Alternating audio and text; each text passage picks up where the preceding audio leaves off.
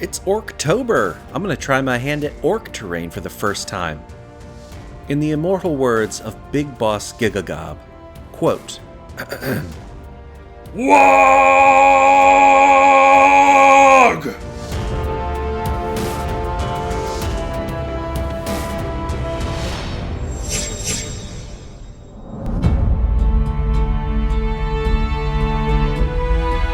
Hello everyone, Wylock here, thanks for joining me, and today I am in trouble, for I cannot rely upon my speed square.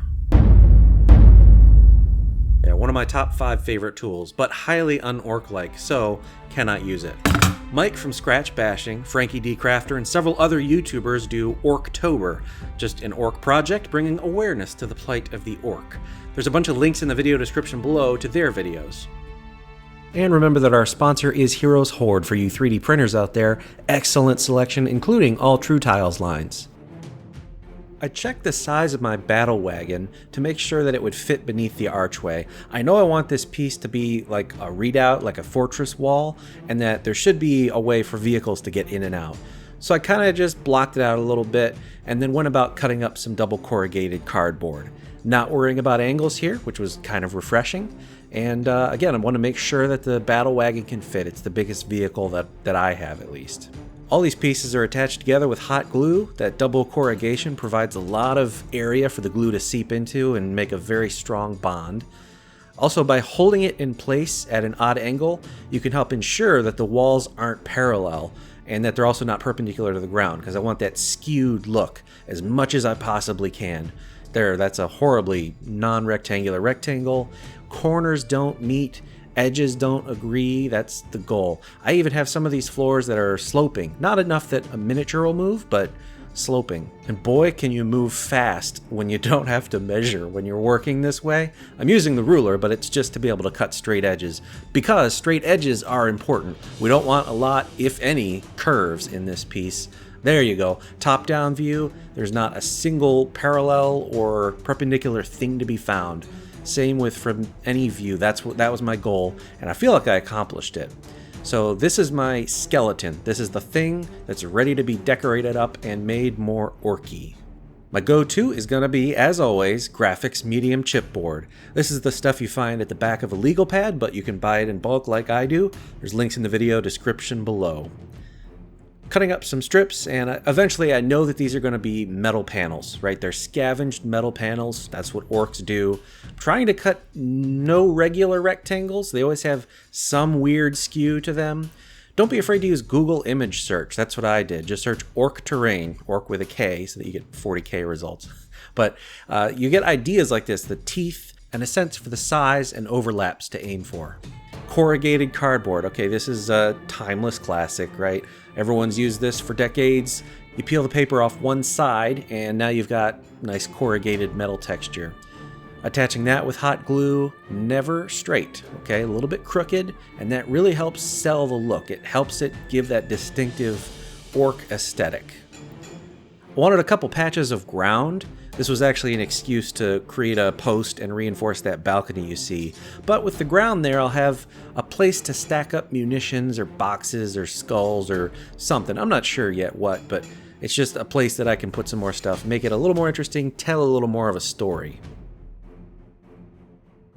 And here I'm trying to replicate an official orc bit. This is from a vehicle, but you know, look at the official bits, get inspiration, and try to replicate them with cardboard or chipboard. Now I kept telling myself, keep going, there's not enough on there. You're gonna regret if you don't add enough detail. Excess detail is a great way to get away with a simple paint job, which I definitely intend on doing. Here I'm building the banner holder, I guess you'd call it, whatever. This post is gonna go up, and it helps attach that floor piece, so it creates 2 axes of rigidity there. And now I'm making another one of those I-beams from the extractor video. That's mounted on the other side. Here's a couple of plastic bits left over from an eBay rescue. Just sort of thinking how they're going to go together, and they're going to be the mounting point for that classic big orc skull. So I'm going to cut that out of chipboard. Like you see here, that's the lower jaw, and here's the upper skull, and voila, there it is. Cutting the eyes out, And I'm going to mount this on just a bit of plastic and then attach that to the gantry. This is much stronger than it looks because all connection points have 2 axes of control. This also introduced a second connection point for the overall piece with that bridge, so it doesn't flex anymore. How about a plastic fork? I broke off the tines, just experimenting with them.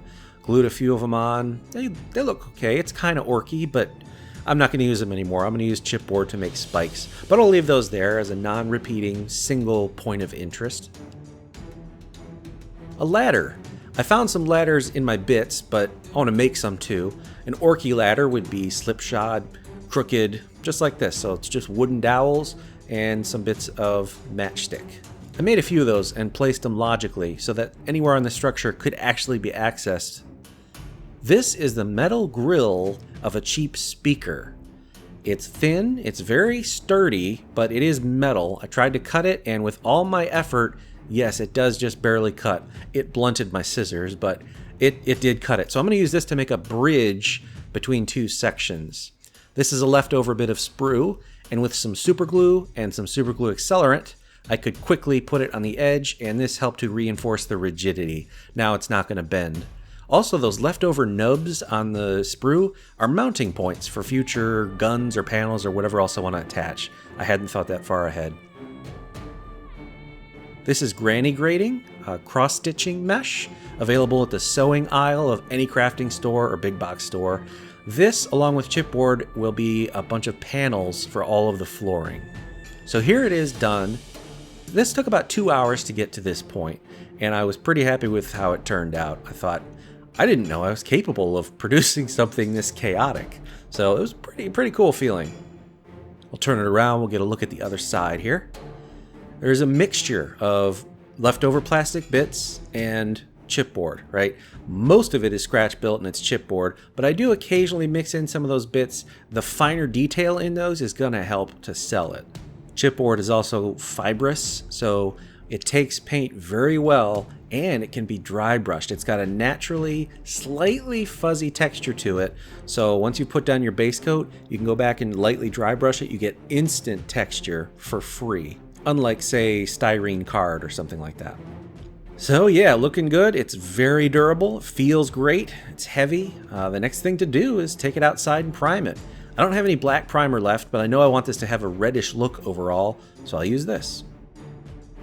Now this is a large piece, and I know I'm going to make more scatter in the future that needs to match it aesthetically, so whatever I do for a paint job needs to be simple, fast, and reproducible. Psych, I primed it with black. Anyway, the first thing to do is an overbrush with gunmetal. This is a dark silverish metallic, and I use this new mop brush to make the job quick. This is a heavier touch than a dry brush, but it's not a base coat. Something like 85% should be covered. The little bit of black in the crevices where the brush can't reach automatically creates natural shadows. Then I went to a natural red, and again with the mop, just going over the whole piece and making those panels red, because orcs love red.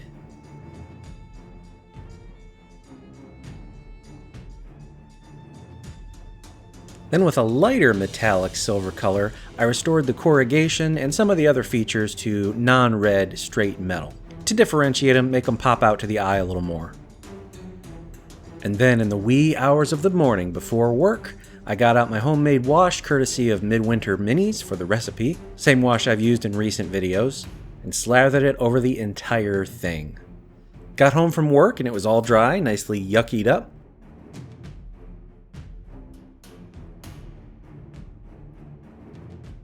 So then I took a shimmering silver and I'm going to lightly dry brush. I'm not in the mood to edge highlight, so I'll just try and use a light touch and catch all the edges. But that failed. Something about this just didn't look right. It kind of looks like, I don't know, red leather texture, or I don't know, maybe it's too uniform. Maybe the floor shouldn't be red. So I went back in and restored some of the floor panels to gunmetal.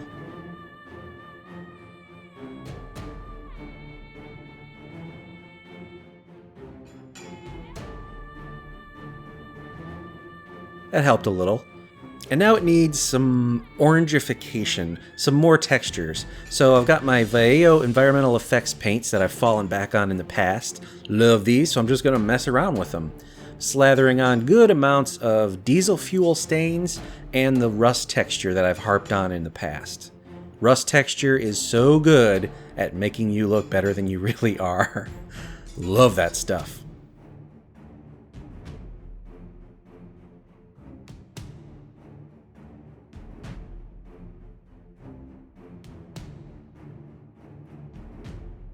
But already I see it's making a huge difference. It's toning down some of that red, it's introducing some complexity, making it look a little more realistic, and I think this is going to do the trick. Unfortunately, I have to wait several hours for it to dry, but I think I'm more on the right track now. Still not quite there. I'm going to go back in and do some minor details. Gotta have white checkers. White checker patterns is orc, so I'm going to hand paint a few of those on.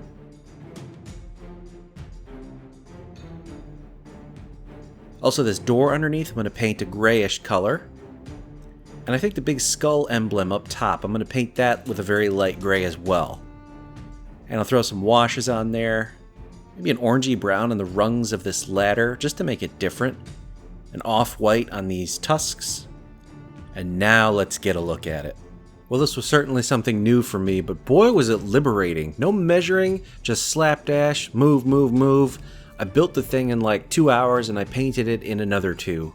Really fun, and with the orc aesthetic, you really can't go wrong. I actually find myself excited to make some more matching scatter terrain. 6 or 7 large pieces like this and I've got a table.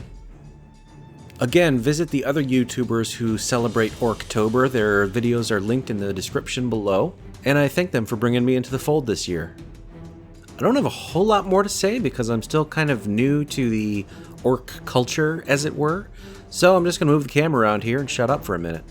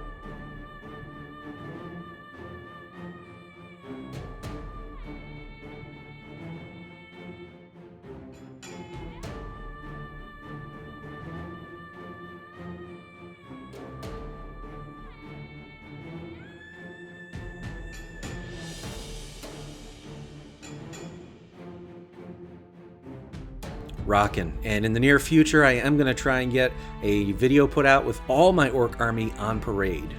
If you're not already, make sure to join us on Facebook at the Tabletop Crafters Guild, 35,000 members strong and growing.